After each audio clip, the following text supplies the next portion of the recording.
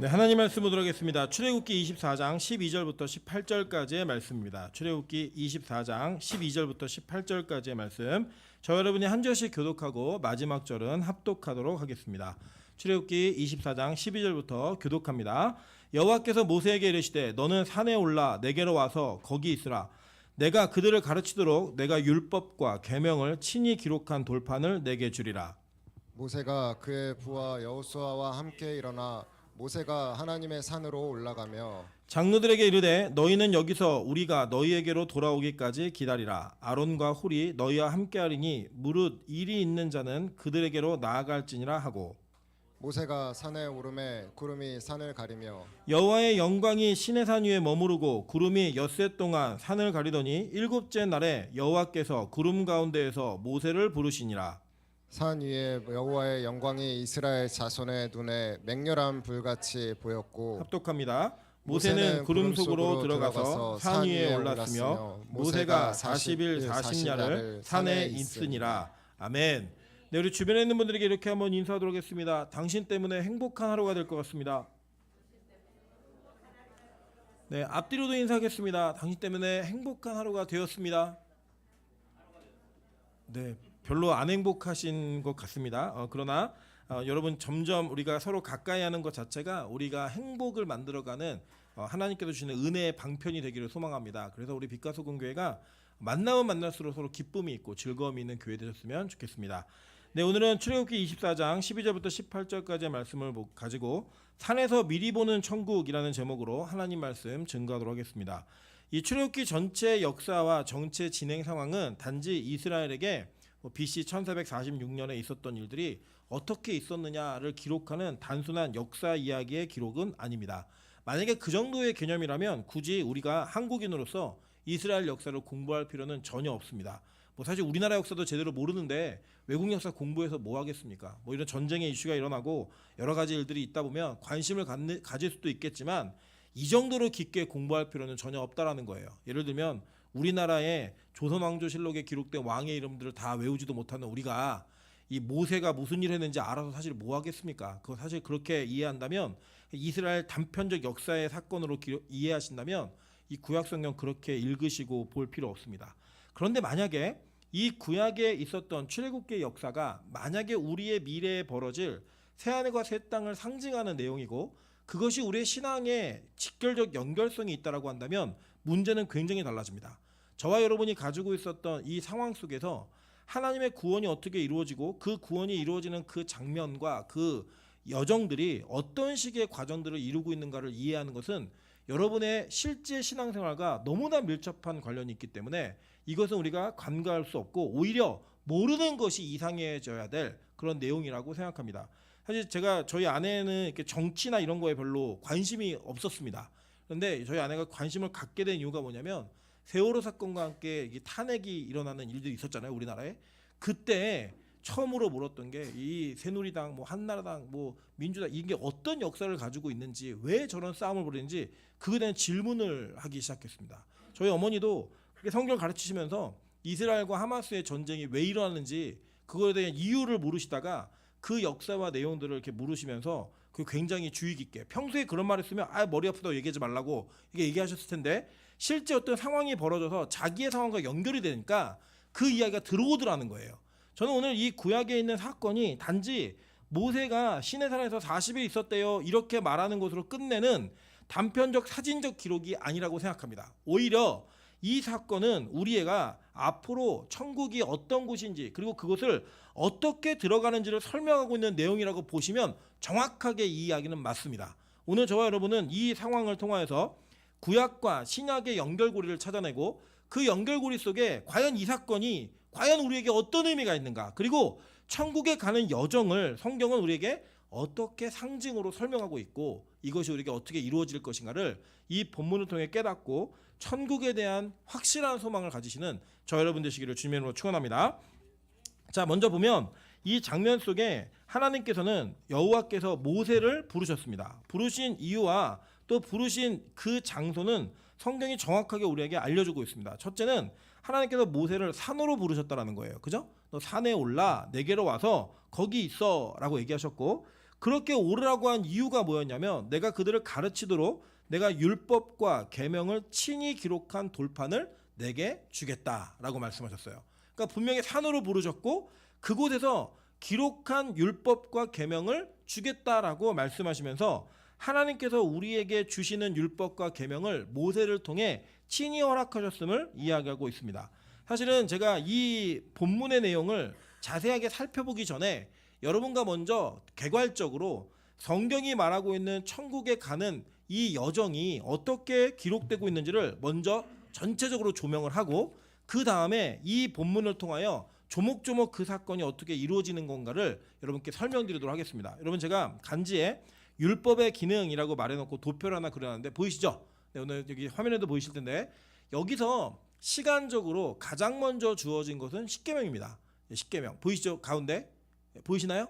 찾으셨죠? 이 십계명이 가장 먼저 주어진 이후에 그 이후에 세부적인 율법이 주어졌습니다. 여러분 기억나시겠지만 그 세부적인 율법이 뭐 그 이제 소가 다른 사람 들이받았을 때 뭐 어떻게 배상해야 될 것이며 또 그 시집가지 않은 여자가 뭐 동침했을 때 어떤 일을 행할 것이며 뭐 어미소의 젖으로 어미염소의 젖으로 새끼 염소를 삼지 말 것이며 뭐 이런 내용들이 기록되어 있는 세부적 율법이 그 밑에 쭉 달려 있는 것을 우리는 확인했습니다. 우리 배운 다 내용이에요. 그렇게 그 주어진 율법이 전체 십계명을 그 십계명 밑에 십계명 잘라야 돼요. 그게 제목이에요. 그러니까 위에만 보시는 거예요. 그러니까 지금 가운데 십계명 있고 밑에 세부 율법까지가 하나의 그 틀인데 이거 잘못 자른 것 같아요. 위 앞부분을. 그래서 십계명이 그 세부 율법이 주어진 거예요. 그래서 이건 율법입니다. 율법. 그리고 그 율법이 주어진 이후에 이 율법을 어기는 자는 어떻게 되는 거예요? 저주를 받는다고 얘기했죠. 그 저주는 뭐예요? 죽음이에요. 죄와 사망이에요. 그래서 이 율법을 어긴 사람들의 형벌은 크고 작음에 상관없이 결국에는 저주를 향해 갈 수밖에 없다라고 성경은 정확하고 분명하게 우리에게 가르쳤습니다. 여러분 그렇게 가르친 내용 끝에 만약에 그것으로 율법이 종결되었다면 저와 여러분은 아무도 소망을 가질 사람이 없다라는 거예요. 그죠? 그런데 성경은 이 율법을 어긴 자들이 살 수 있는 방법을 제시해 줬습니다. 그게 뭐냐면 바로 성막이에요. 성막. 이 성막법이 뭐냐면 바로 제사법이고 이 제사법은 그 안에 대제사장에 관련된 내용까지 포함하여서 한 세트를 이루고 있습니다. 즉 이 내용은 무슨 내용이냐면 십계명의 율법을 어긴 자들이 성막에 가서 예배를 드리면 그 죄사함을 얻어 죽음, 죄책으로부터의 회복을 얻을 수 있다라고 하는 일종의 구제법인 거예요. 더불어서 상위법입니다. 그러니까 무슨 말이냐면 이미 율법을 어긴 자라 할지라도 그 어긴 것의 죄책이 사망이라 할지라도 이 제사를 드려내면 그 율법의 죄책으로부터 자유함을 얻는다라는 법인 거예요. 그러니까 우리로 얘기하면 일종의 면책 특권 같은 겁니다. 어떤 죄를 지었는데 이 법을 지키면 이 법에 준하는 내용을 준수해내면 반드시 이 죄로부터 자유함을 얻을 수 있다라고 말하는 겁니다.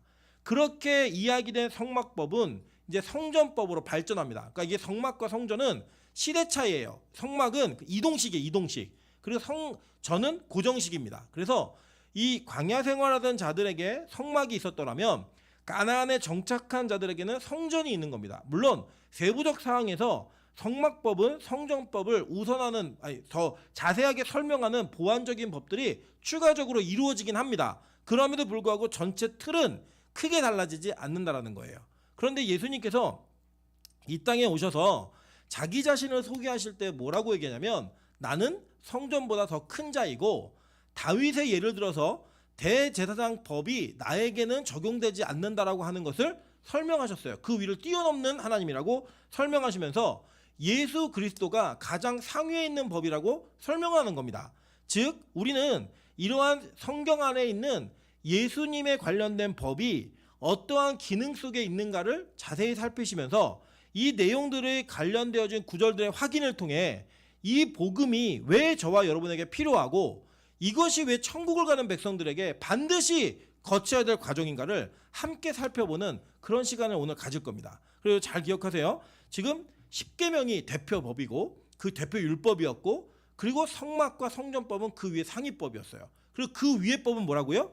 예수 그리스도인 거예요. 그리고 이 모든 것 자체가 다 율법이라는 범주 안에 속해 있는 겁니다.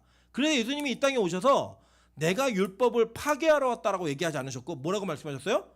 완성하러 왔다라고 얘기했고 율법의 마침이 예수라고 얘기하고 있는 거예요. 그리고 이 내용들이 오늘 여기 나타나는 이 본문 속에 힌트들 그리고 상징들로 다 남아있다라는 겁니다. 여러분 그 내용들을 한번 살펴보도록 할게요. 먼저는 이 십계명을 받는 정황을 우리는 다른 성경과 연계해서 한번 살펴볼 필요가 있다고 생각합니다. 그 내용들을 한번 살펴보도록 할게요. 신명기 9장 9절부터 12절입니다.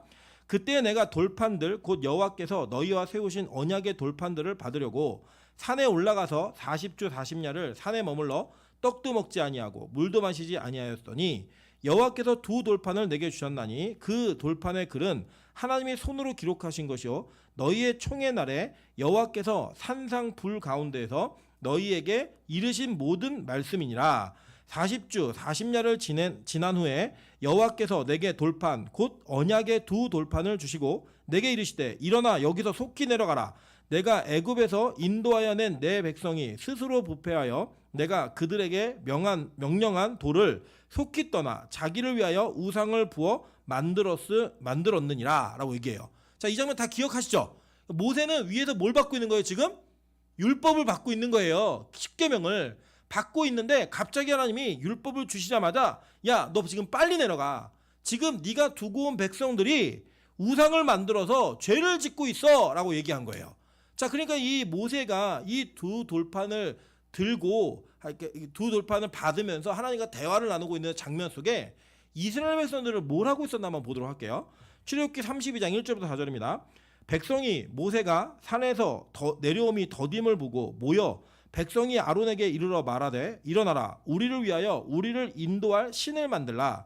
이 모세 곧 우리를 애굽 땅에서 인도하여 낸 사람은 어찌 되었는지 알지 못함이니라. 아론이 그들에게 이르되 너희의 아내와 자녀의 귀에서 금고리를 빼어 내게로 가져오라. 모든 백성이 그 귀에서 금고리를 빼어 아론에게로 가져가매 아론이 그들의 손에서 금고리를 받아 부어서 조각칼로 새겨 송아지 형상을 만드니 그들이 말하되 이스라엘아 이는 너희를 애굽 땅에서 인도하여 낸 너희의 신이로다 하는지라 라고 얘기합니다. 자, 그러니까 여기 보시면 하나님과 모세가 며칠을 같이 있었어요? 40일을 같이 있었던 거예요. 40일을 같이 있는데 40일이 길다 짧다.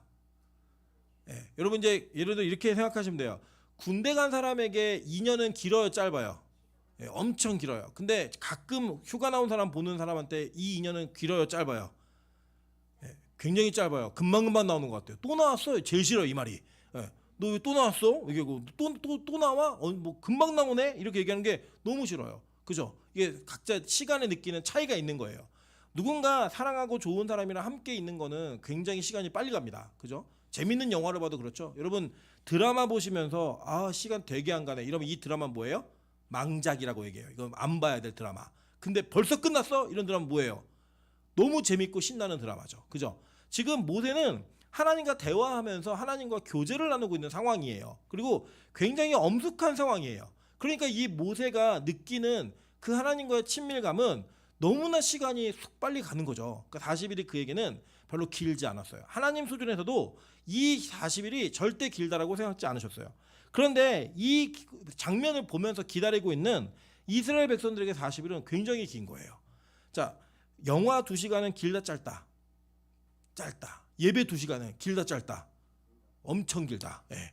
그래서 우리 심보예요. 그래서 실제로 이스라엘 백성들이 느끼는 감정이 뭐냐면 야 모세가 40일 동안 안 내려왔네. 이거 죽었는지 살았는지 모르겠으니까 우리를 위해서 좀 신을 만들어줘 라고 아론에게 요청을 합니다. 심지어는 모세가 모든 걸 믿고 위탁한 아론조차도 40일이 지났는데 너무 긴데? 이렇게 생각한 거예요. 예, 그런 상황에서 그들이 말하고 있는 요구를 그대로 들어줍니다. 야 너네 이러면 안 돼. 좀 더 기다려봐. 이게 아니었어요. 그래 이게 너무 긴데? 안 되겠네? 그냥 내가 빨리 너네 그 금고리 내놔. 우상 만들어줄게. 그럼 부어 만든 거예요 그냥. 그래서 하나님 입장에서는 속히 떠난 거고 백성들 입장에서는 모세가 산에서 내려옴이 더딤이었다라고 얘기하는 거예요. 하나님의 시간과 우리 시간 너무 다른 거예요. 여러분 주님이 오실 재림의 시간이 길어 보이세요? 짧아 보이세요? 네? 길죠. 지금 약속하시고 올라가시니까 언젠데 2000년이 넘었어요 지금. 아직도 안 오고 계시잖아요. 근데 주님 볼 때는 이 시간이 기실까요? 짧으실까요? 내 백성을 하나라도 더 건지기 위해서는 이 시간이 절대 길지가 않으신 거예요. 그 시간의 갭 차이를 우리가 못 견디는 거예요. 언제까지 주님 이 신앙을 지켜야 하고 언제까지 기도해야 되고 언제까지 응답을 기다려야 되나. 이 시간의 갭이 하나님과 백성들 사이에 있었던 거예요. 어쨌든 모세는 속히 이 두 돌판을 가지고 내려오고 있습니다. 근데 내려오는 이 장면을 보시면 보세요. 신명기 9장 15절부터 18절입니다. 내가 돌이켜 산에서 내려오는데 산에는 불이 붙었고 언약의 두 돌판은 내 두 손에 있었느니라. 내가 본즉 너희가 너희의 하나님 여호와께 범죄하여 자기를 위하여 송아지를 부어 만들어서 여호와께서 명령하신 돌을 빨리 떠났기로 내가 그 두 돌판을 내 두 손으로 들어 던져 너희의 목전에서 깨뜨렸노라. 그리고 내가 전과 같이 40주 40야를 여호와 앞에서 엎드려서 떡도 먹지 아니하고 물도 마시지 아니하였으니 이는 너희가 여호와의 목전에 악을 행하여 그를 경노하게 하여 크게 죄를 지었음이라 라고 얘기해요. 그러니까 모세가 40일 금식하고 내려오자마자 산을 보니까 불이 붙어 있어요. 그죠? 그리고 백성을 봤더니 이 돌판에 있는 계명들을 다 어기고 앉아 있는 거예요. 그러니까 어떻게 해야 돼요? 이걸 빨리 깨뜨려야 돼요. 그래야 사니까 불의 심판이 그대로 이루어질까봐 속히 이걸 깨뜨리는 거예요. 여러분 보시면 오늘 장면에도 오늘 본문에도 여호와의 영광의 구름이 가려졌고, 그죠? 그리고 그 안에서는 하나님의 불이 있었다고 얘기하죠. 맹렬한 불이 있었다고 얘기하죠. 이게 뭐의 상징이었어요? 구름 기둥과 불 기둥을 그대로 산으로 옮겨놓은 거예요. 여호와의 임재가 이루어지는 거죠. 그 내용들이 성경에서는 이미지로 동일하게 얘기해주고 있다라는 거예요. 그런데 이 불의 심판이 일어날까봐 바로 급하게 이 모세가 이 두 돌판을 깨뜨려 버립니다. 그러고 난 다음에 이거를 해결하기 위해서 모세가 무슨 행동하는지 한번 보도록 할게요. 신명기 9장 19절부터 24절이에요. 여호와께서 심히 분노하사 너희를 멸하라 하셨으므로 내가 두려워하였노라. 그러나 여호와께서 그때에도 내 말을 들으셨고 여호와께서 또 아론에게 진노하사 그를 멸하라 하셨으므로 내가 그때에도 아론을 위하여 기도하고 너희의 죄 곧 너희가 만든 송아지를 가져다가 불살라 찢고 티끌같이 가늘게 갈아 그 가루를 산에서 흘러내리는 시내에 뿌렸느니라. 너희가 다베라와 마사와 기브롯 핫다디아와에서도 여호와를 경노하게 하였느니라. 여호와께서 너희를 가데스 바네아에서 떠나게 하실 때에 이르시기를 너희는 올라가서 내가 너희에게 준 땅을 차지하라 하시되 너희가 너희의 하나님 여호와의 명령을 거역하여 믿지 아니하고 그 말씀을 듣지 아니하였나니 내가 너희를 알던 날부터 너희가 항상 여호와를 거역하여 왔느니라 라고 얘기해요. 자, 그러니까 모세는 이 율법을 받은과 동시에 마지막 설교를 하면서 이스라엘 백성들이 이 율법 앞에서 어떻게 살았는지를 고발해버려요. 이 폭로하는 내용이 뭐냐면 맨 마지막 구절, 내가 너희를 알던 날부터 너희가 항상 여호와를 어떻게 했대요?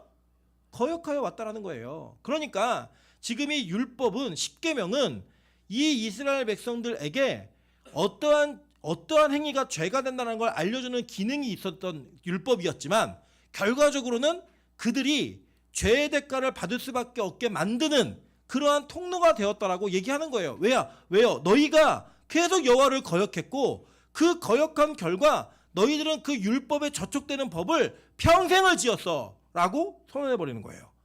여러분 심지어는요, 이 십계명을 필두로 한 세부의 율법들은 더 조항이 많고 그 조항들은 우리의 삶 속에 더 깊숙이 들어옵니다. 그래서 아주 세부적인 것들까지도 다 점검을 해줘요. 그래서 이 율법이 우리에게 주고 있는 실제적 기능이 뭔지를 한번 보실게요. 로마서 3장 19절부터 20절입니다. 우리가 알거니와 무릇 율법이 말하는 바는 율법 아래에 있는 자들에게 말하는 것이니 이는 모든 입을 막고 온 세상으로 하나님의 심판 아래에 있게 하려 함이니라. 그러므로 율법의 행위로는 그의 앞에 의롭다 하심을 얻을 육체는 없나니 율법으로는 죄를 깨달음이니라 라고 얘기해요. 그러니까 이 율법 자체가 우리로 하여금 죄를 깨닫는 기능을 하게 만든다는 거예요. 왜요? 우리는 평생을 거역하는 인생이고 그 거역하는 그 인생의 행위와 생각과 의도까지도 하나님은 율법 조항으로 모든 걸 다 점검하셨다는 거예요. 그래서 로마서 5장 13절에 이렇게 얘기해요. 죄가 율법 있기 전에도 세상에 있었으나 율법이 없었을 때에는 죄를 죄로 여기지 아니하였느니라 라고 이야기해요. 그러니까 죄는 이미 율법 전에도 있었어요. 존재했다고요. 그럼에도 불구하고 이 죄를 율법의 조항이 있기 전에는 죄로 여기질 않는 거예요. 여러분 그럴 수 있잖아요. 예를 들면 제가 지난 시간에도 말씀 한번 드렸던 것 같은데 우리 예전에 뭐 90년대 80년대 이런 드라마나 영화를 보시면 식당에서 담배를 피는 장면이 나와요. 흡연 장면이. 그래서 그게 뭐 별로 이상하지 않아요. 왜 그랬느냐? 그때는 식당에서 담배를 펴도 별로 그러니까 사람들이 이상하게 생각하지 않았어요. 심지어 제가 어렸을 때는 유년부 때 초등학생 때는 버스 안에서 담배를 피시는 어르신들이 흔히 계셨습니다. 그냥 그 이상한 일이 아니었어요. 그래서 뭐 담배를 꺼달라 이런 요구도 못했고 그냥 그 당연했던 일이에요. 그럼 그 뭐예요? 이미 그거는 남에게 피해를 주는 행동이었어요. 다 알고 있었다고요. 그런데 법에 저촉이 되지 않으니까 아무도 그걸 제지할 수 없었고 그것 자체를 행위를 하면서도 이거 잘못하는 거야라고 느끼지 않았다고요, 사람이. 그런데 어느 날 이 버스나 실내에서 식당에서 담배를 피는 것을 처벌하기 시작하는 법이 생겼습니다. 그 법이 생긴 이후로는 이제는 하는 사람이나 보는 사람이 그 사람이 식당 안에서 담배를 필 때 그걸 뭐라고 얘기해요? 죄라고 얘기하는 거예요. 그걸 잘못했다라고 얘기하는 거예요. 저 어렸을 때는요, 시골에서 이렇게 남의 농사 지은 거를 서리에서 오는 거를 그냥 어느 정도 묵과해줬고 그냥 그렇게 하는 것을 정의라고 생각하는 문화가 있었습니다. 그래서 동네 아이들이 남의 밭에 들어가서 뭐 수박을 따온다든지 이렇게 따와서 먹는 거를 어른들이 이렇게 얘 그러지 마 이 정도 얘기했지만 그렇다고 고발하고 막 이러지 않았다고요. 남의 산에 들어가서 막 밤 주워오고 이런 게 별로 어려운 일이 아니었어요. 그런데 이게 법적으로 못하게 했잖아요. 못하게 한 후로부터는 그렇게 하면 어떤 일이 벌어져요? 처벌받아요. 그러니까 법이 생기면 그 법은 죄가 무엇인지를 너무나 명확하고 정확하게 규정해 준다라는 거예요. 남의 거 훔치는 거 잘못된 일이었어요. 근데 그게 조항으로 없을 때에는 그 조항이 없었을 때에는 잘못된 거지만 그냥 묵과했다고요. 지나갔다고요, 그냥. 그런데 이제 법이 생기면 어떤 일이 벌어져요? 이 법에 의한 처벌을 받게 되는 그게 생기는 거예요. 그래서 율법은요. 율법의 조항이 우리에게 주어지는 순간부터 죄가 무엇인지를 정확히 규정해주고 죄를 죄로 여기게 만드는 기능을 우리에게 허락해준다라고 얘기하는 겁니다. 근데 이게 얼마나 무섭냐면 이 법은 아주 특이해요. 야고보서 2장 10절부터 11절입니다. 다 같이 읽겠습니다. 시작. 누구든지 온 율법을 지키다가 그 하나를 범하면 모두 범한 자가 되느니 간음하지 말라 하시니가 또한 살인하지 말라 하셨은즉 내가 비록 간음하지 아니하여도 살인하면 율법을 범한 자가 되느니라. 자, 율법을 다 지키다가 하나를 어기면 다 어긴 자가 된다는 거예요. 그러니까 이 율법의 조항이 많으면 많을수록 이 율법의 조항의 난이도가 높으면 높을수록 또 쉬우면 쉬울수록 어떠한 법이 우리에게 딱 걸리게 되면 그 법에만 저촉되는 인생이 되는 게 아니라 전체를 다 어긴 자가 된다는 거예요. 그러니까 이 율법은 전체로 다 지켜야지만 지킨 것이 가능한 자가 되는 겁니다. 인생 전체를 통틀어서 어떤 한 가지도 어느 순간이라도 어기면 안 되는 거예요. 어기면 율법 어긴 자가 되는 거라고 성경이 선언해 버렸어요. 그러니까 이걸 지킬 사람이 있다 없다? 없어요. 심지어는 구약에서는 대부분이 행동에 중심하여 이 율법을 적용해 버렸어요. 뭐 부모를 공경하라, 살인하지 말라, 간음하지 말라 이렇게 얘기했는데 신약으로 넘어오면 이 율법은 마음과 의도까지도 적용해 버려요. 이미 여자를 보고 음욕을 품은 자마다 간음한 자고 형제를 보고 미워한 자마다 살인한 자다라고 얘기해 버리는 거예요. 그러니까 이 율법을 누가 지킬 수 있겠냐고요. 여러분 그래서요. 제일 미련한 사람이 누구냐면 이 율법의 어떤 부분들에 자신이 있다고 하여서 그 자신감을 가지고 남을 정죄하고 판단하는 사람이 제일 미련한 사람이에요. 왜냐? 여러분 율법을 다 지키는 사람이 없다니까요. 이 땅에. 어떤 누구도 율법의 범주 아래 적용을 시켜버리면 아우 너는 왜 그걸 못해? 너는 왜 그 정도밖에 안 돼? 라고 말하는 순간 자신의 과오나 자신이 잘못하거나 약한 부분들이 다 드러나는 거예요. 어쩔 수 없어요. 이거는요. 이거는 우리가 모두가 다 어느 부분이 됐든 어느 영역이 됐든 안 걸리면 안 걸릴 수 있는 사람이 아무도 없다라고 성경은 선언해 버렸어요. 그냥 이거를. 그래서 의인은 없나니 하나도 없다라고 얘기해 버린 겁니다. 자신 있게. 여러분 만약에 여기 이 안에서 내가 가지고 있는 의가 어느 율법에 자신 있다라고 생각하시는 분들은 어떤 분이든 간에 성경을 한번 통독해 보세요.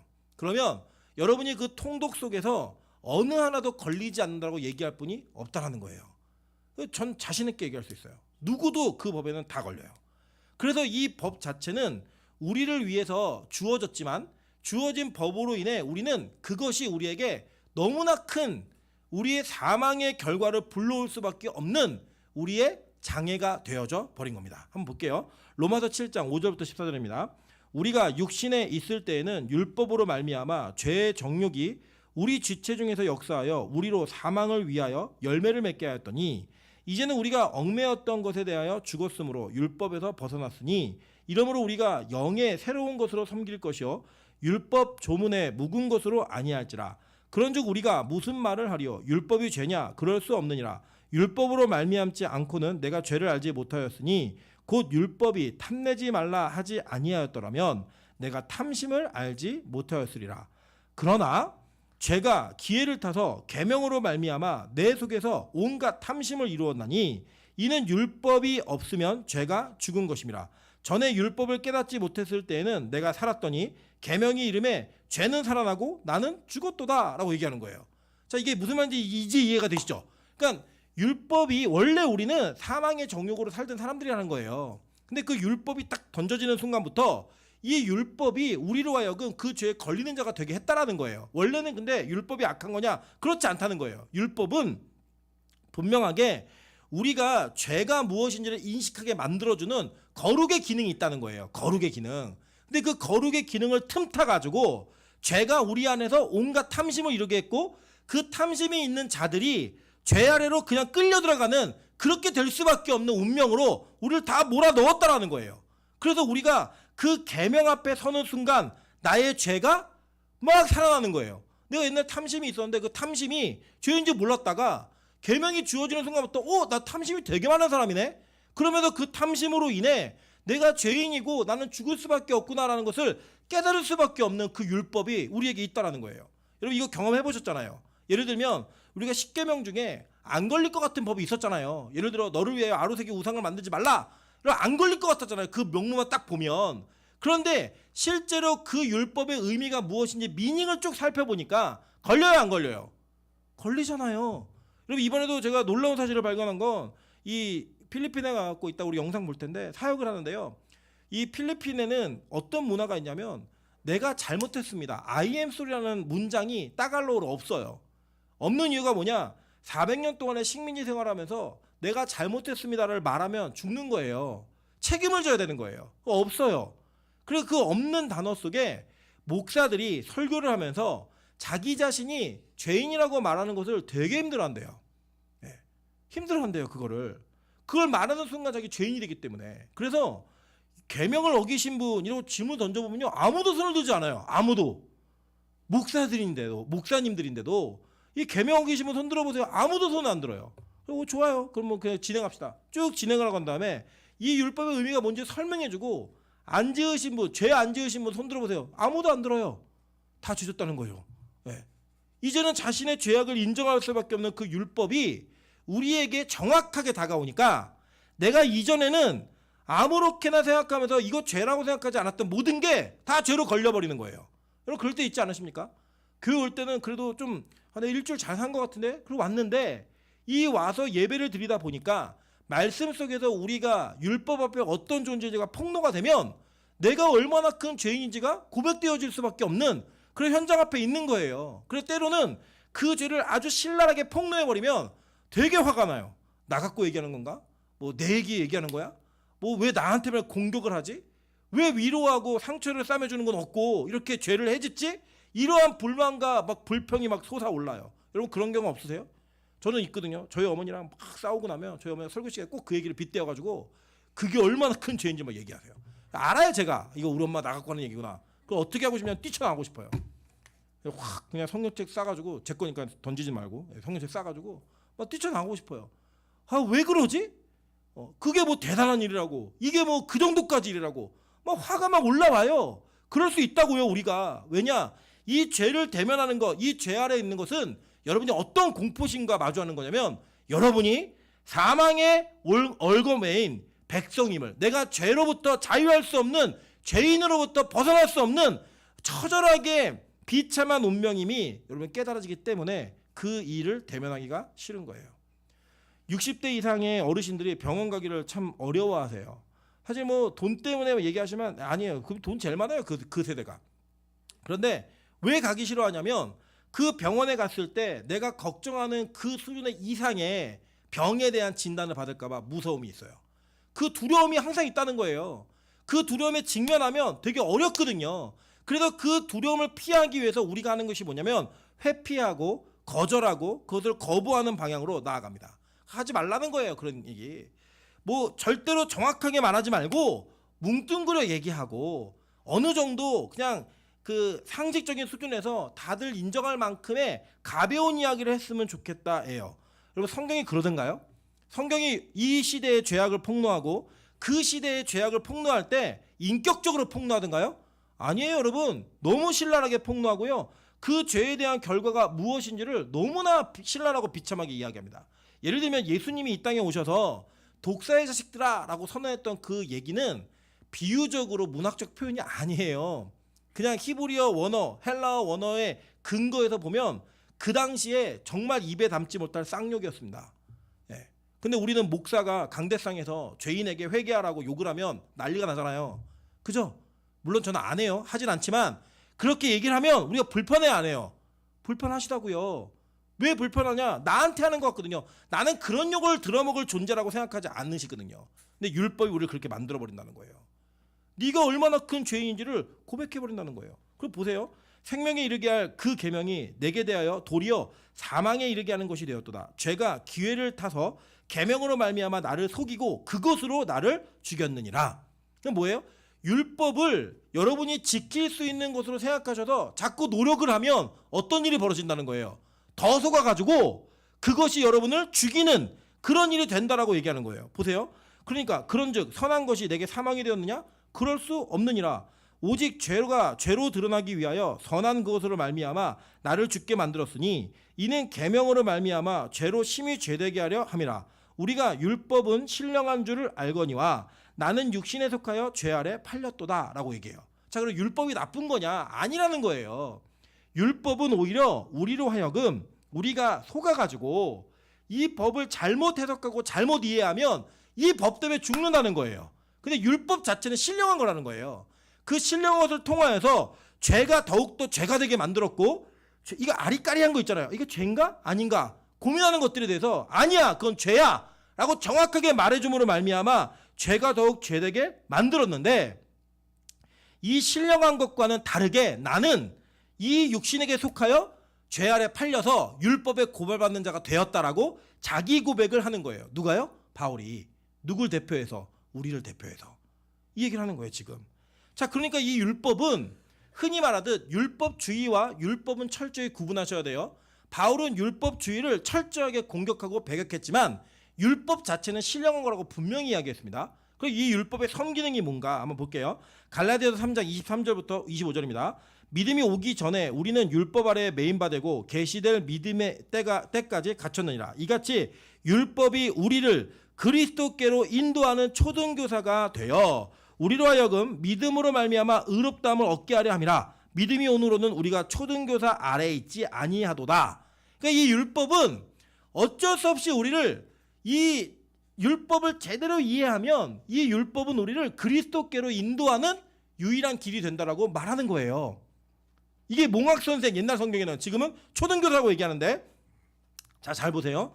이 율법이 더 엄격히 적용되고 죄를 죄되게 만드는 목록이 여러분께 나타나잖아요. 그래서 우리가 뭘 고백할 수밖에 없냐면 나는 이 율법으로부터 자유할 수 없는 죄 아래 팔린 사람이구나. 이걸 고백하게 하는 거예요. 그 순간에 여러분이 뭐가 오냐? 절망이 와요. 그 절망이 오는데 그 절망 속에서 이스라엘 백성들이 그 절망 속에서 유일하게 바라봤던 이 오늘 읽었던 본문 시대의 소망이 뭐였냐면 성막인 거예요. 내가 이 죄를 지어서 죽게 되었는데, 우상숭배도 죽게 되었는데, 금송아지만도 죽게 되었는데 살려면 어떻게 해야 되지? 그래서 이 출애굽기에 이제 율법이 들고 내려올 때 죄를 범했잖아요. 깨뜨리고 난 다음에 이걸 수습하고 하나님이 그들에게 하셨던 일이 뭐냐? 바로 성막을 짓도록 하시는 거예요. 그러니까 이 성막 짓는 일에 자기의 모든 것을 아끼지 않고 다 갖다 바치는 거예요. 다 갖다. 유일하게 살 길이 이거 하나밖에 없으니까 다 갖다 바치는 거예요. 다 갖다. 여러분, 그러니까 이 내용이 너무나 중요한 내용이 뭐냐면 실제로 모세가 이렇게 하나님의 일들을 이루어가는 과정 속에서 율법의 폭로와 그 율법의 적용은 우리로 하여금 성막을 고대하게 만드는 자리로 이끌었다라는 겁니다. 성경이 그렇게 얘기해요. 한번 볼게요. 출애굽기 34장 29절부터 35장 3절이에요. 모세가 그 증거의 두 판을 모세의 손에 들고 시내산에서 내려오니 그 산에서 내려올 때 모세는 자기가 여호와와 말하였음으로 말미암아 얼굴 피부에 광채가 나나 깨닫지 못하였더라. 그러니까 이게 두 번째 내려와가지고 아론과 온 이스라엘 자손이 모세를 볼 때 모세의 얼굴 피부에 광채가 남을 보고 그에게 가까이기를 두려워하더니 모세가 그들을 부르매 아론과 회중의 모든 어른이 모세에게로 오고 모세가 그들과 말하니 그 후에야 온 이스라엘 자손이 가까이 오는지라. 모세가 여호와께서 시내산에서 자기에게 이르신 말씀을 다 그들에게 명령하고 모세가 그들에게 말하기를 마치고 수건으로 자기 얼굴을 가렸더라. 이거 잘 기억하세요. 자, 그다음에 그러나 모세가 여호와와 앞에 들어가서 함께 말할 때에는 나오기까지 수건을 벗고 있다가 나와서는 그 명령하신 일을 이스라엘 자손에게 전하여 이스라엘 자손이 모세의 얼굴에 광채를 보므로 모세가 여호와께 말하러 들어가기까지 다시 수건으로 자기 얼굴을 가렸더라. 자, 여기까지 이게 34장의 이야기고 이제 35장이에요. 모세가 이스라엘 자손의 온 회중을 모으고 그들에게 이르되 여호와께서 너희에게 명령하사 행하게 하신 말씀이 이러하니라. 엿새 동안은 일하고 일곱째 날은 너희를 위하는 거룩한 날이니 여호와께 모세 엄숙한 안식일이라. 누구든지 이 날에 일하는 자는 죽일지니 안식일에는 너희의 모든 처소에서 불도 피우지 말지니라 라고 얘기하고 이 뒤에 이어지는 이야기가 성막 만드는 이야기예요. 이해되시죠? 이제 하나님이 너희를 다 죽이려고 했는데 내가 중보해서 이거 막았어. 아론도 죽이려고 했는데 내가 중보해서 막았어. 그리고 내가 하나님께 다시 40일을 금식하면서 다시 그 율법을 받아내고 대화에서 내려왔는데 너희들 지금부터 하나님의 말씀을 잘 들어. 이제는 안식일을 거룩하게 지켜야 돼. 너희 불도 피우지 마. 니네 노력하지 마. 너희들 노력으로 해결될 수 있는 게 아니야. 이제부터는 하나님이 시키는 대로만 해. 이 얘기를 한 다음에 이제 성막 지을 거야. 물건 가져와. 이 얘기하는 거예요. 그랬더니 이 사람들이 다 가서 그래 우리가 살 수 있는 유일한 길은 우리의 노력으로 되는 게 아니라 하나님의 말씀에 순종하는 걸로 되는 거구나. 그래서 성막을 지으려고 이 성막에 관련된 일들을 다 가지고 와서 차고 넘침이 있었다고 얘기해요. 성경은. 그리고 모세가 그만 가져와 얘기하는데 이거는 교회 건축할 때 헌금이 넘쳤더라 이런 얘기로 쓰는 본문이 아니에요. 이게 뭐냐면 절박함이에요. 절박함. 하나님 내가 죽을 수밖에 없는데 이거 아니면 살 수 없습니다 라고 그렇게 만들었던 게 뭐예요? 성막이었다고요. 성막. 그리고 이 성막이 뭘로 완성되냐면 성전으로 완성되는 거예요. 그 시대 속에서는. 자, 그런데 이 산에서 모세가 하나님과 대면하면서 계속 얘기할 때 하나님 얼굴이 광채처럼 빛났다고 얘기했죠. 그죠? 이 산에서 올라갔을 때 이러한 동일하게 산 위에서 하나님의 부르심을 받아 하나님을 만난 사람이 또 있어요. 이 산에서. 그게 누구냐? 엘리야예요. 한번 볼게요. 열왕기상 19장 7절부터 13절입니다. 여호와의 천사가 또 다시 와서 어루만지며 이르되 일어나 먹으라. 내가 갈 길을 다 가지 못할까 하노라 하는지라. 이에 일어나 먹고 마시고 그 음식물에 힘을 의지하여 40주 40야를 가서 하나님의 산 호렙에 이르니라. 그러니까 뭐예요? 엘리야도 40일을 금식한 거죠. 먹고 간 거니까 40일을 이르는데 엘리야가 그곳 굴에 들어가 거기서 머물더니 여호와의 말씀에 이게 사실 굴이요 바위 틈이에요. 원어로는 바위 틈에 들어간 거예요. 있으니까 여호와의 말씀이 그에게 임하여 이르시되 엘리야야 내가 어찌하여 여기 있느냐. 그가 대답하되 내가 만군의 하나님 여호와께 열심히 유별하오니 이는 이스라엘 자손이 주의 언약을 버리고 주의 제단을 헐며 칼로 주의 선지자들을 죽였음이오며 오직 나만 남았거늘 그들이 내 생명을 찾아 빼앗으려 하나이다. 여호와께서 이르시되 너는 나가서 여호와 앞에서 산에 서라. 이 호렙산이 어디예요? 시내산이잖아요. 시내산. 거기에서 서서 이제 여호와를 만나는 거예요. 여호와께서 지나가시는데 여호와 앞에 크고 강한 바람이 산을 가르고 바위를 부수나 바람 가운데 여호와가 계시지 아니하며 바람 후에 지진이 있으나 지진 가운데도 여호와께서 계시지 아니하며 또 지진 후에 불이 있으나 불 가운데서도 여호와께서 계시지 아니하더니 불 후에 세미한 소리가 있는지라. 엘리야가 듣고 겉옷으로 어딜 가려요? 얼굴을 가리고 나가 굴 어귀에 섬에 소리가 그에게 임하여 이르시되 엘리야야 내가 어찌하여 여기 있느냐라고 얘기를 해요. 여러분 엘리야가 이 호렙산 시내산에서 하나님을 만날 때 지금 모세가 경험했던 일과 똑같은 일이 벌어졌죠. 바람, 지진, 그죠? 나중에는 이게 불 이런 일들이 막 벌어지면서 지금 엘리야가 하나님과의 대면 속에 얼굴을 가리고 막 이런 일이 계속 벌어지는 거예요. 자, 이 장면이 어떻게 벌어지냐면 잘 보세요. 예수님이 제자 셋을 데리고 산에 올라가세요. 옛날에는 이 산에는 못 올라갔어요. 모세하고 여호수아만 올라갔다고요. 엘리야만 올라갔는데 이제는 제자들을 데리고 올라가세요. 대표인 베드로, 야고보, 요한. 야고보 제일 먼저 순교한 구약의 성도를 대표하는 야고보, 그리고 이미 죽은 성도들, 그래서 끝까지 살아남는 사도 요한, 그리고 이 베드로, 교회잖아요, 교회. 이들을 데리고 올라가셔서 변형되시는데 이 장면 한번 볼게요. 마태복음 16장 28절부터 17장 4절입니다. 진실로 너희에게 이르노니 여기 서 있는 사람 중에 죽기 전에 인자가 그 왕권을 가지고 오는 것을 볼 자도 있느니라 라고 얘기했어요. 이게 뭐예요? 천국이죠. 천국을 볼 자 있다는 거예요. 엿새 후에, 그러니까 이 말을 하시고 엿새 후에, 그럼 며칠째예요? 7일째죠. 7일째 예수께서 베드로와 야고보와 그 형제 요한을 데리시고 따로 높은 산에 올라가셨더니 그들 앞에서 변형되사 그 얼굴이 해같이 빛나며 옷이 빛과 같이 희어졌더라. 그때 모세와 엘리야가 예수와 더불어 말하는 것이 그들에게 보이거늘, 그죠? 자, 그러니까 이 산은 어떤 산을 상징하는 거예요? 높은 산이 구약의 시내산에서 모세와 엘리야가 하나님을 만났던 그 장면을 그대로 보여주고 있는 거죠. 그죠? 그리고 모세가 올라갈 때 누굴 데리고 올라갔어요? 자, 오늘 본문 13절이에요. 모세가 그의 부하 누구와 함께? 여호수아와 함께. 그죠? 여호수아가 누군데요? 예수잖아요. 같이 올라가는 거, 같이 올라가서 그곳에서 뭘 받아요? 율법을 받는 거예요. 율법을. 근데 그 율법은 이들이 지킬 수 있는 법이에요, 못 지키는 법이에요?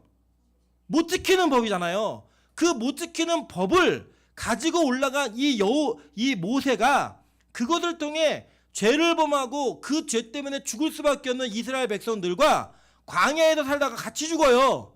같이 죽고 여호수아가 그들을 이끌고 어디로 들어가요? 가나안 땅으로 들어가는 거예요.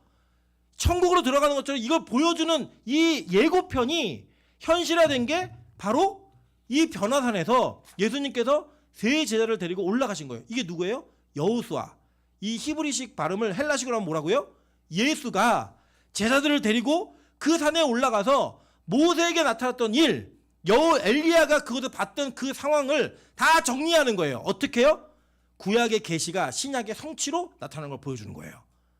그래서 지금 이 장면은 단지 모세가 여호수아 데리고 산에 올라가서 율법 받는구나 이걸로 끝나는 게 아니라 그 산에서 앞으로 어떤 일이 벌어질지를 얘기해주고 있는 거예요. 그래서 40일 금식을 했죠. 그 예수님께서 40일 금식을 하고, 그죠? 이 산에서 설교를 시작하신 게 마태복음 5장이잖아요. 그 산에서 설교를 하시면서 이야기하시는 내용이 뭐냐면 바로 구약의 율법을 어떻게 지키고 어떻게 이루어야 될지를 설명해 주는데, 거기서 말하는 게 뭐냐면 내가 바로 율법의 완성이고 나 아니면 이 율법을 이룰 수 없어, 이 얘기를 해주시는 거예요. 그리고 여기에 이 여호수아가 이걸 올라가는 거고, 여기 밖에 서 있는 사람들은 지금 구약 시대에는 아무도 그 산에 올라갈 수 없어요. 근데 신약에서는 그 산을 누구와 함께? 예수와 함께 올라가게 되는 거예요. 그래서 그 천국을 미리 경험하게 만드시는 그 장면을 보여주시는 겁니다. 그래서 예수님께서는요, 이 땅에서 자신이 어떤 존재인지를 정확하고 분명하게 우리에게 선언해 버리십니다. 한번 볼게요. 마태복음 12장 3절부터 6절 그리고 8절입니다. 예수께서 이르시되 다윗이 자기와 그 함께한 자들이 시장할 때 한 일을 읽지 못하느냐. 그가 하나님의 전에, 이게 성전이에요. 성전에 들어가서 제사장 외에는 자기나 그 함께한 자들이 먹어서는 안 되는 진설병을 먹지 아니하였느냐라고 얘기해요. 자, 이게 무슨 장면이냐면 예수님의 제자들이 안식일에 밀밭을 지나다가 밀을 잘라 먹어요. 그랬더니 이보슈, 당신들이 안식일에 하지 못할 일을 합니다 라고 얘기하니까 예수님한테 뭐예요? 네 제자들 안식일도 안 지키고 율법 어기고 있어, 빨리 혼내줘, 저 시정해, 얘기한 거예요. 그래서 예수님이 너네 다윗이 자기 함께한 자들이 한 거 그거 읽지도 못했어? 이게 무슨 얘기냐면 다윗이 그 사울에게 쫓겨가지고 막 궁급해서 막 도망가요. 이 제사장에 도망을 가는데 이 도망가가지고 너무 배가 고프니까 먹을 것 좀 달라고 얘기했더니 여기 지금 제사장이 먹을 떡밖에는 없는데요? 얘기를 해요. 근데 그걸 달라고 얘기합니다. 그래서 먹여요, 그거를. 그 원래 이거는 제사장만 먹어야 되는 떡이에요. 근데 먹었는데 성경이 이걸 정지하지 않아요. 왜 정지하지 않냐면 다윗은 영원한 대제사장이라고 선언했기 때문이에요. 시편 110편에 제가 지면한 계산 못 넣었는데 시편 110편에 다윗은 영원한 대제사장, 멜기세덱의 반차를 쫓은 영원한 대제사장이라고 선언해 버렸어요. 그러니까 다윗이 그걸 먹어도 된다는 거예요. 죄가 안 된다는 거예요. 왜요? 멜기세덱의 반차를 쫓은 영원한 대제사장이니까 상관없다는 거예요. 그리고 또 한 가지 뭐냐? 뒤에 보니까 또 안식일에 제사장들이 성전 안에서 안식을 범하여도 죄가 없음을 너희가 율법에서 읽지 못하였느냐라고 얘기해요. 뭐냐면 안식일을 어기면 안 되는데 이 안식일에는 성전 안에서 안식일을 어기면 그건 죄가 된다 안 된다? 안 된다는 거예요. 그러면서 예수님이 선언하신 게 뭐냐면 야 봐라 너희들 안식일에 제사장들이 성전에서 안식을 범하여도 죄가 없음을 너희가 율법에서 읽었지? 성전법이 위인 거 알지? 내가 지금 얘기해 줄게. 나는 너희에게 이르노니 성전보다 더 큰 이가 여기 있느니라. 예수님이 성전의 실체이기 때문에 내 안에 있는 자들이 그 율법을 어겨도 안식일을 어겨도 죄가 되지 않는다라는 거예요. 8절이 뭐냐면 제가 이게 지면상 못 넣었는데요. 8절이 뭐냐면 이 내용 볼게요. 자 읽어보세요. 시작. 인자는 안식일에 주인이니라 하시니라. 다 내 날이야. 이거 내 날이기 때문에 이 날을 내가 마음대로 사용하는 거 너희가 뭐라고 할 건데 이 얘기 선언해버린 거예요. 즉 이 예수 그리스도의 은혜로 말미암아 하나님께서는 성전의 그 법보다도 더 큰 실제 성전이 우리에게 온 거예요. 그리고 우리는 그 예수와 연합된 자로서 성전이 되는 거예요. 여러분이 성전이 되는 거예요. 성전이. 그리고 얘기하는 겁니다. 고린도서 3장 16절 볼게요. 다 같이 읽습니다. 시작. 너희는 너희가 하나님의 성전인 것과 하나님의 성령이 너희 안에 계시는 것을 알지 못하느냐. 자, 그러니까 우리가 뭐라고요? 성전이라는 거예요. 그러니까 예전에 구약 시대에는 여러분이 죄를 지으면 그 죄를 용서함을 받으면 어디로 가야 돼요? 진짜 성전으로 가야 되는 거예요. 그러니까 만약에 예수님이 이렇게 선언하지 않으셨으면 우리가 죄를 지을 때마다 이스라엘 티켓팅을 해야 돼요. 전쟁이 있고 뭐 상관없어요. 무조건 가야 돼요. 왜냐? 죄를 용서함 받을 수 있는 유일한 장소가 성전이었기 때문에 가야 되는 거예요. 무조건. 그런데 지금은 누가 성전이에요? 내가 성전인 거예요. 그러니까 예수의 성전에 연합된 자가 되는 거예요. 예수님은 성전의 모퉁이돌이에요. 그리고 그 모퉁이돌을 연결하는 각 돌들이 누구예요?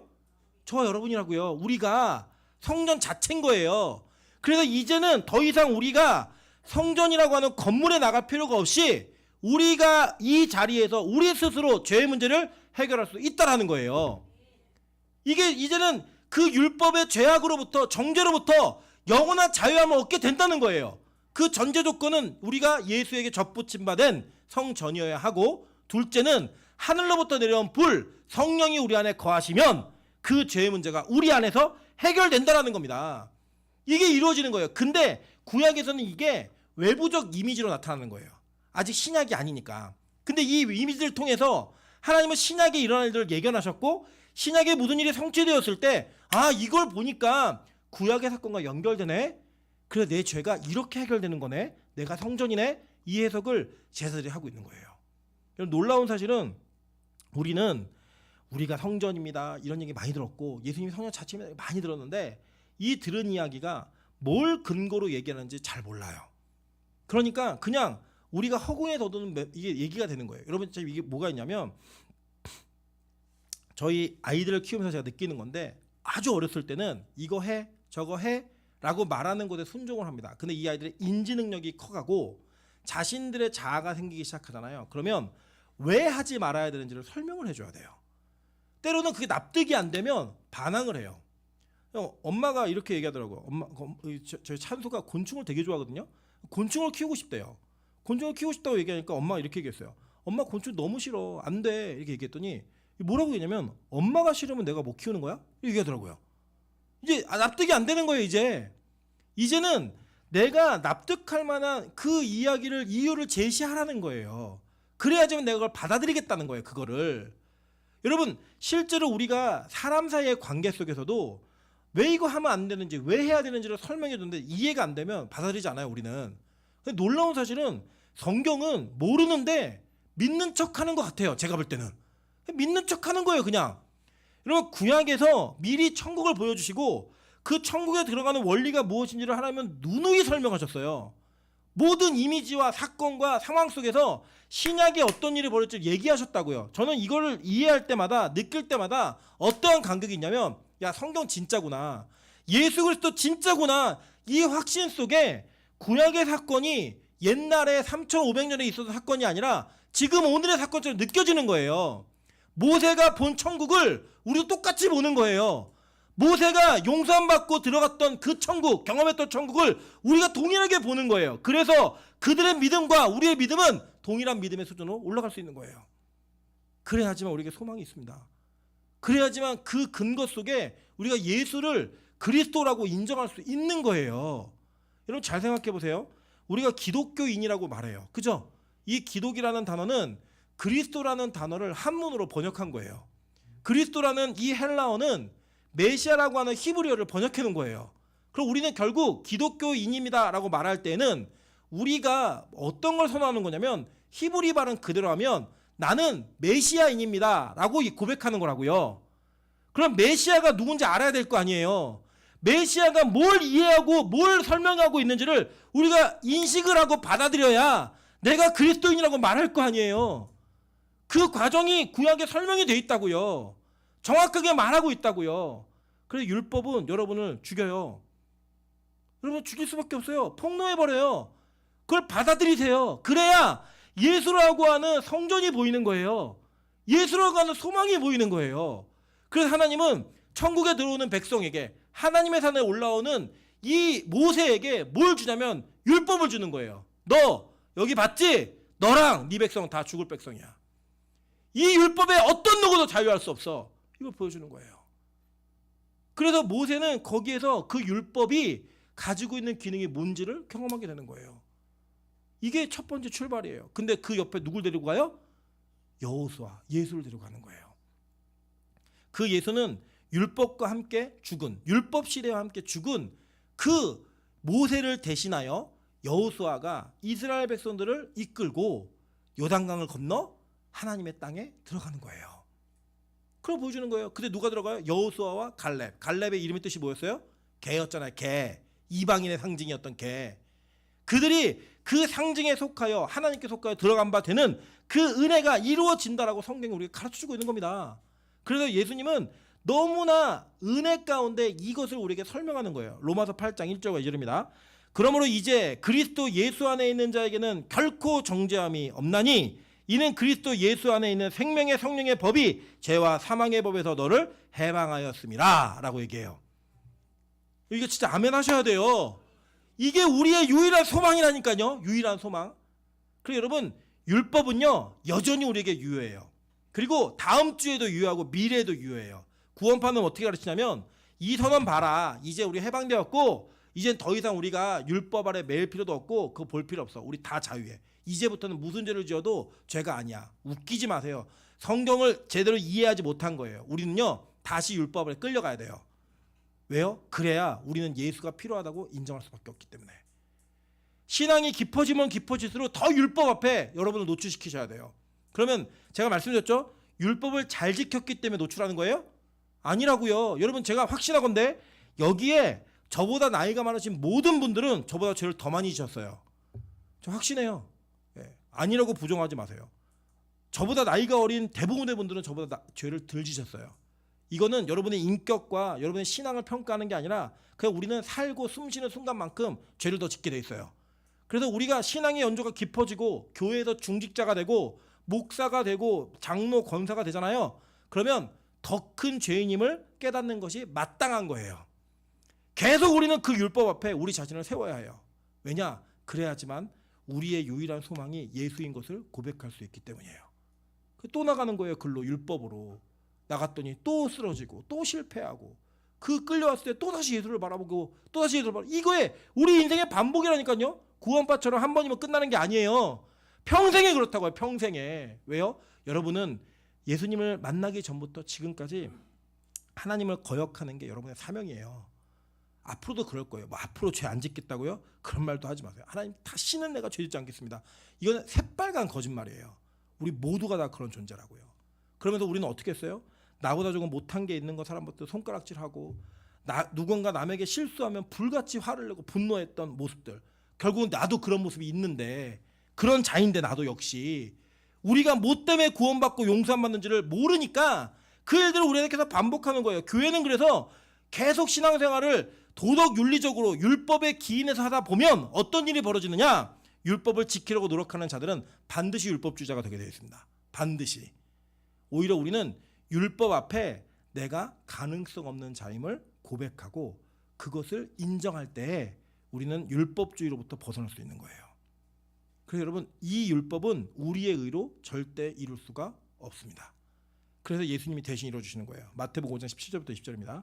내가 율법이나 선지자를 폐하러 온 줄로 생각하지 말라. 폐하러 온 것이 아니요 완전하게 하려 함이라. 진실로 너에게 이르노니 천지가 없어지기 전에는 율법의 1.1획도 결코 없어지지 아니하고 다 이루리라. 그러므로 누구든지 이 계명 중에 지극히 작은 것 하나라도 버리고 또 그같이 사람을 가르치는 자는 천국에서 지극히 작다 일컬음을 받을 것이요 누구든지 이를 행하며 가르치는 자는 천국에서 크다 일컬음을 받으리라. 내가 너희에게 이르노니 너희 의가 서기관과 바리새인보다 더 낫지 못하면 결코 천국에 들어가지 못하리라. 여러분 지금도 유대인들은 안식일이 되면 안식일이 금요일 저녁 해지면서부터거든요. 안식일이 되면 유대인들은 지금 길을 걷다가도 뒤로 걷기 시작합니다. 왜냐? 앞으로 걷는 건 일이에요. 앞으로 걸으면 안식일 어기는 거예요. 뒤로 걸으면 안식일을 어기는 게 아니에요. 우리나라에도 공원에 가시면 안식일을 지키는 많은 아주머니들이 계시지만 그분들은 그 신앙 의미로 지키는 게 아니라 운동하시냐고 지키는 거죠. 근데 유대인들은 그 정도로 철저해요. 그럼 이 말씀은 우리가 유대인들보다 철저하게 이거 지키라는 얘기일까요? 아니에요, 여러분. 우리의 의가 이 서기관과 바리새인보다 더 나으려면 뭘 붙들어야 되는 줄 아세요? 예수께서 이루신 의를 붙드는 것 외에는 방법이 없다는 거예요. 그걸 얘기하는 거예요. 그거를. 그래서 그 의가 그 의만 서기관과 바리새인보다 더 나은 의라고 예수님이 선언하는 거예요. 그래서 예수님이 야 내가 율법 완성하러 왔어. 나는 완전히 이뤘어. 얘기하는 거예요. 로마서 10장 4절에 그래서 선언하는 겁니다. 그리스도는 모든 믿는 자에게 의를 이루게 하여 율법의 마침이 되시니라. 그래서 그 예수를 붙드는 것만이 우리의 유일한 소망이라고 성경은 선언해주고 있는 거예요. 그 여러분 계속 이 빛과소금 교회의 설교는 뭐 결론이 정해져 있잖아요. 맨날 지겨워하지 마세요. 여러분 그 유일한 소망이라니까요. 진짜 유일한 소망이에요. 만약에 여러분 제가 여러분에게 돈을 버는 법을 일주일 동안 1,000만 원씩 벌 수 있는 법을 매주 계속 설교하면 여러분 그거 지겨우시겠어요? 진짜 1,000만 원씩 벌려요. 일주일에 1,000만 원씩. 그래서 제가 매주 똑같은 얘기를 똑같이 하고 또 다른 방법에 1,000만 원을 버는 이야기를 계속 설명하고 설교하면 지겨우실 분 아무도 없잖아요. 그죠? 근데 예수는 지겹대요. 복음은 지겹대요. 다른 얘기했으면 좋겠대요. 그게 뭔지 아세요? 여러분에게는 이 땅에 만몬을 섬기고 이 땅에 재물이 예수보다 더 중요한 그 가치를 갖고 있기 때문에 그렇게 말할 수 있는 거예요. 저는요 진짜로 이 복음의 은혜를 조금 맛보고 나니까요 예수 이야기가 지겹지가 않아요. 구약에서 예수를 발견할 때마다 너무 감격이 있어요. 와 내가 이렇게 살 수 있는 존재구나. 내가 이렇게 해야지만 살 수 있구나 라고 하는 그 믿음의 확신이 저를 자꾸 그 율법으로부터 자유하게 만들어요. 또 그걸로 끌려가지만 또 자유하게 만들고 또 자유하게 만들어요. 그 감격이 있는데 이 예수를 어떻게 말하네요. 여러분 저는 우리 빛과소금 교회가 복음을 지겨워하지 않는 교회가 되기를 소망합니다. 빛과소금 교회가 예수에 대한 감격이 사라지지 않는 교회가 되기를 소망합니다. 그래서 우리는 모세가 그 산에서 천국을 보았던 것처럼 우리는 오늘 이 교회에서 예배를 드리며 하나님의 천국을 보아야 합니다. 우리는 이 땅을 살아가면서 매 순간순간마다 예수를 통해 보는 천국을 느껴야만 합니다. 와 내가 죄 때문에 지옥 갈 백성이었는데 천국이네.